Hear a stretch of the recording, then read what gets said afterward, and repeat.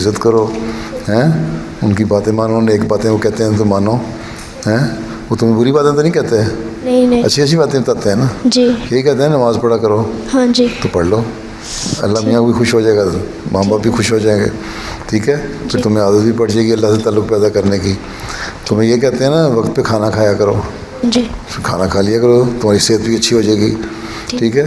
फिर तुम्हें यही कहते हैं ना पढ़ाई किया करो, स्कूल के जाके होमवर्क कर लो, तो अच्छी बात है।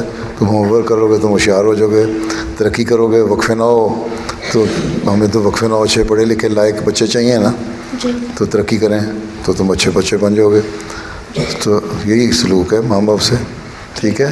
हाँ, कभी अल्लाह मियाँ ने कुरान शरीफ में ये भी लिखा है कि अगर वो कभी तुम्हें डांट दें तो उनके सामने बोलना नहीं है, ठीक। चुप कर जाओ, उफ नहीं कहना, तो अल्लाह ताला फिर तुम्हें उसका रिवार्ड देगा, ठीक है, जी। तुम्हें सवाब मिल जाएगा।